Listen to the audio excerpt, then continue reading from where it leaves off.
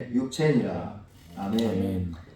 히브리서는 디아스포라, 이제 흩어져 있는 유대인들, 그러니까 여러분의 고향이 어딘지 모르겠지만 제 고향은 경상남도 시내 아주 따뜻한 곳에서 살았습니다.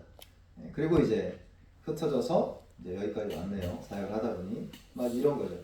유대인인데 이제 흩어져서 이제 그때 당시 로마 시대니까요. 각 지역에 살았던 흩어졌던 유대 그리스도인들에게 보내는 편지입니다. 여기서 초점은 이방인이었다가 그리스도인 된 사람이 아니라 원래 유대인인 사람이 크리스찬이 된 케이스에게 보내는 편지입니다. 그러니까 유대인이었다가 그리스도인이 됐을 때 상황을 여러분과 제가 잘 이해하지 못할 겁니다. 왜냐하면 우리는 유대인이 아니기 때문에 그렇죠. 우리는 이방인입니다.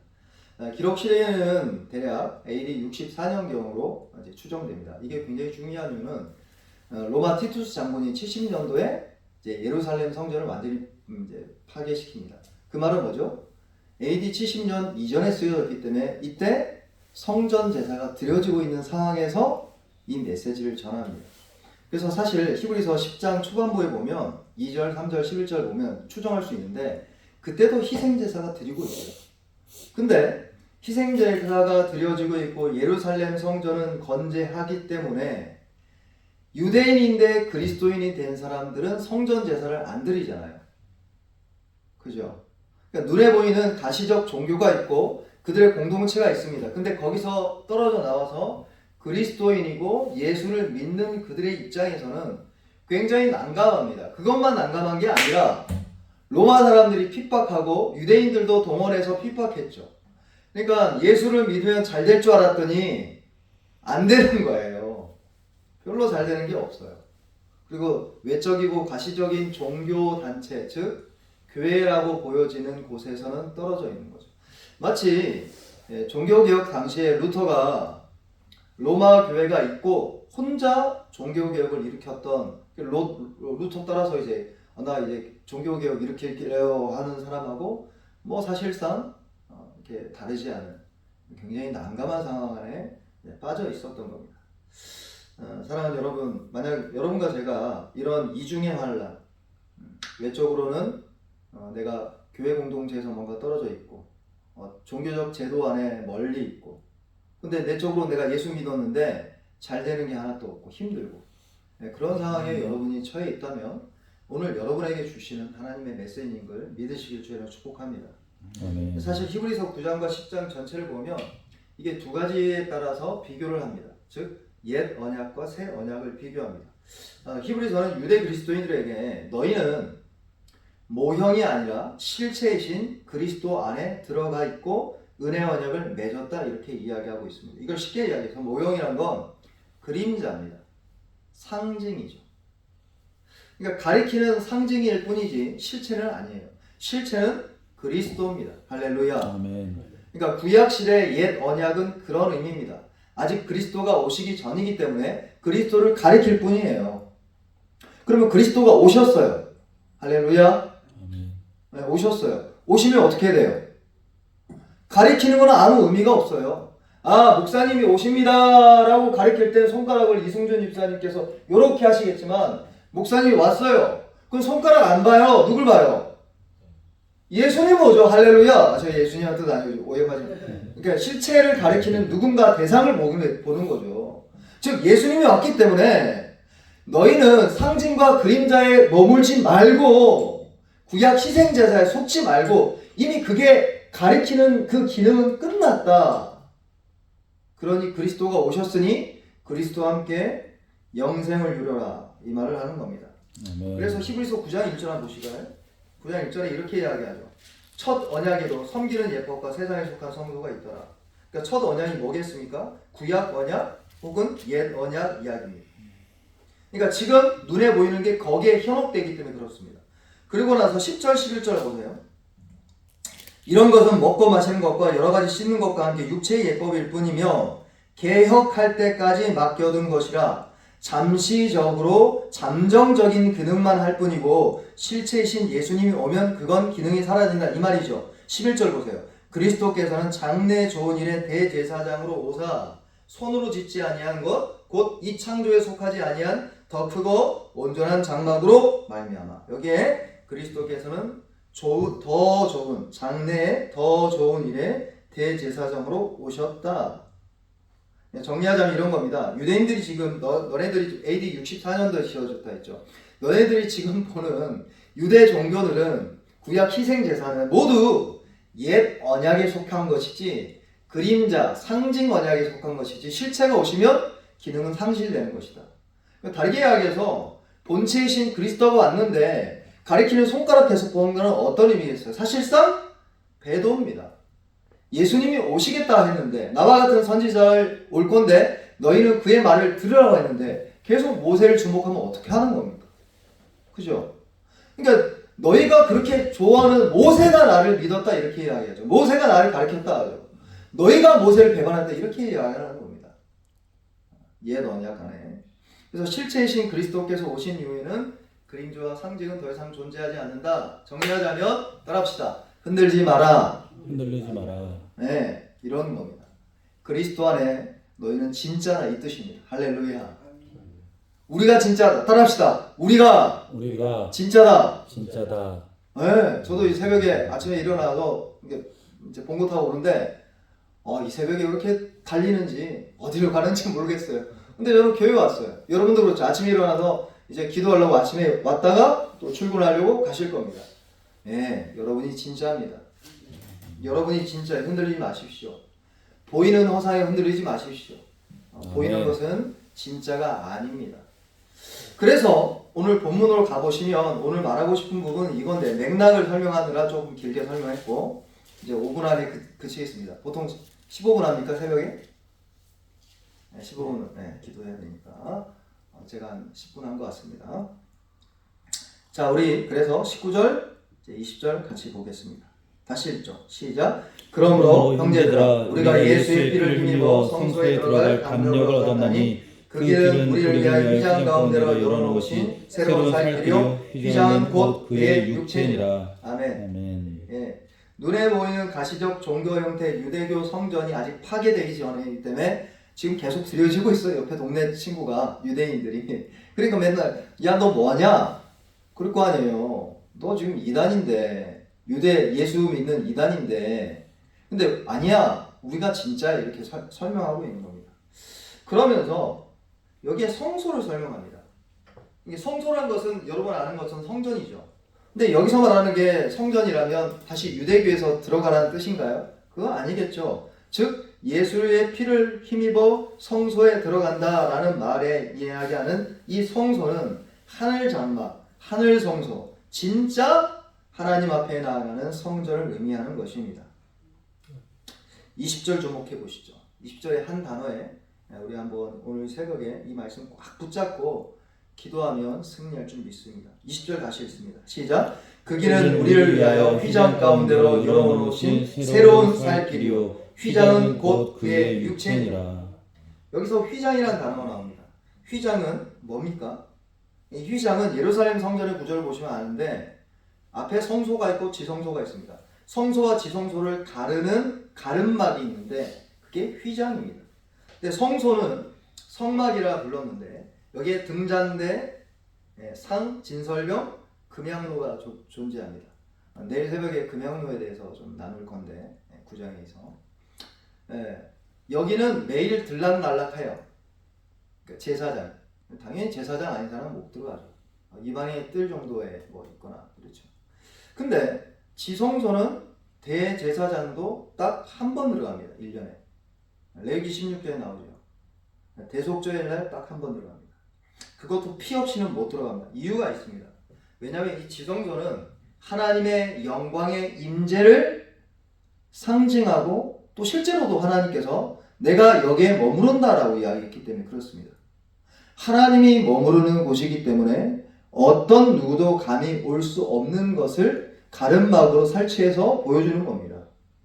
그래서 지성소 안에는 뭐가 있습니까? 내일 살펴보겠지만 언약궤, 십계명이 들어가 있죠. 아론의 쌍난 지팡이가 들어있고 만나다는 항아리가 들어있고 근데 이 언약궤 위에 언약궤 뚜껑이라고 표현할 수 있는데 속죄소가 있습니다. 그 속죄소 위에 바로 두 그룹의 날개를 이렇게 펼쳐서 보호하고 있습니다. 그룹은 하나님의 영광을 상징하는 천사죠. 하나님 가장 가까이에서 섬기는 천사입니다. 즉 지성소는 하나님의 임재를 상징하기 때문에 어떤 누구도 올 수 없음을 선언하고 있는 겁니다. 죄인은 거룩하신 하나님의 영광 앞에 나아갈 수 없습니다.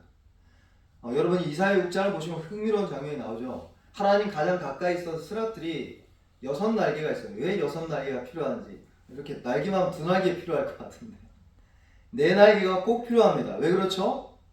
단 한 번도 죄를 지어보지 않았던 거룩한 천사들도 하나님의 영광의 광채 앞에 눈을 잃어버리기 때문에 자신의 눈을 가립니다. 주목해서 읽어보셨습니까? 그리고 어디를 가립니까? 발을 가립니다. 여러분이 죄가 있든 없든 천사가 죄가 있든 없든 하나님의 영광 앞에 여러분이 딱 서게 될 때 어떻게 될 것 같습니까? 여러분 바로 죽습니다. 네, 오늘날 복음주의 그리스도인이라는 분들이 이걸 몰라요. 하나님은 거룩하신 분입니다. 아멘. 주와 같은 분은 없네. 이게 거룩하심입니다. 그분의 속성이 주와 같은 분이 없어요.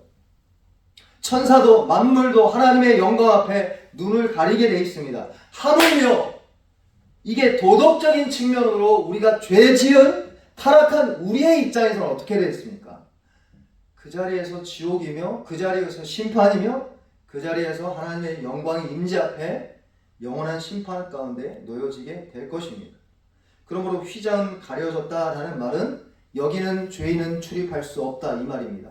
그래서 1년 1차 대제사장이 대속죄의 날 자신의 죄와 가족들의 죄를 속하고 백성들의 죄를 속할 황소의 피와 염소의 피를 가져가지 않는 이상은 들어갈 수 없는 겁니다. 들어가도 살지 죽을지를 장담 못해요. 그래서 이렇게 줄을 끄집어내서 이렇게 당기죠.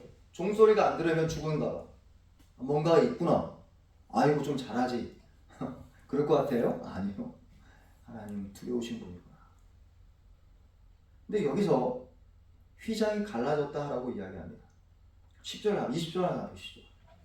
그 길은 우리를 위하여 휘장 가운데로 열어놓으신 이 열어놨다는 것이 휘장이 찢어졌다는 것인데 새로운 살 길이요 휘장은 곧 그의 육체니라. 여기서 말하는 그의 육체는 예수 그리스도의 십자가 그분의 육체를 의미합니다. 마태복음 27장 51절이나 다른 복음서에 보면 예수님께서 십자가에 달려 돌아가실 때 한 가지 기이한 현상이 나타납니다. 성전의 휘장이 위에서 아래가 아니에요. 위에서부터 쫙 갈라집니다. 그걸 뭘 이야기하겠습니까? 예수 그리스도께서 오셔서 십자가에 죽으심으로 죄인이 이제 하나님의 임재 가운데 가장 가까이 들어갈 수 있는 새로운 길이 생겼다. 할렐루야! 아멘. 이게 예수의 피예요. 예수 피. 할렐루야. 아멘. 그러니까 뭐 귀신들이 예수 피하면 뭐 으아! 걱정할 필요 없어요. 귀신 나오면 예수의 피. 할렐루야. 보혈 찬송하면 왜 귀신 나가냐? 못 견뎌요. 못 견뎌.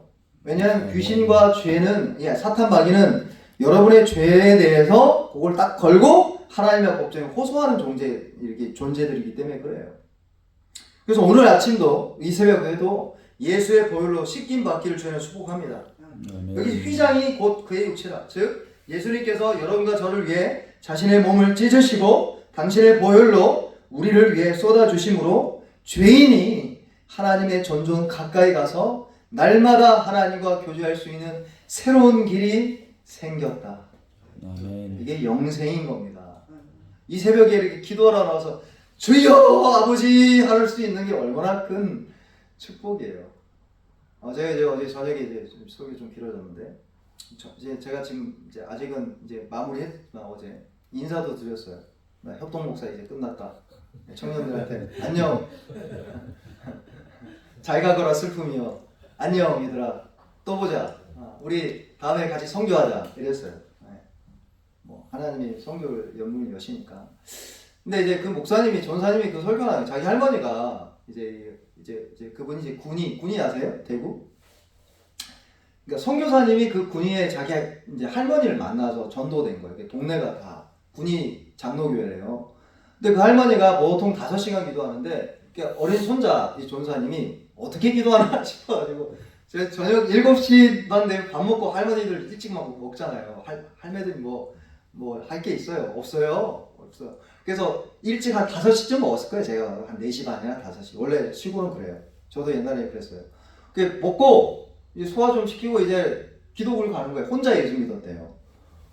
이 손주가 증인자 이분이 우리 할머니 뭘 기도하시나 싶어가지고 보통 12시에 나오는데 7시에 들어가가지고 5시간 되죠. 뭘 기도했더니 한 가지만 기도하더래요. 할머니가 이러더래요.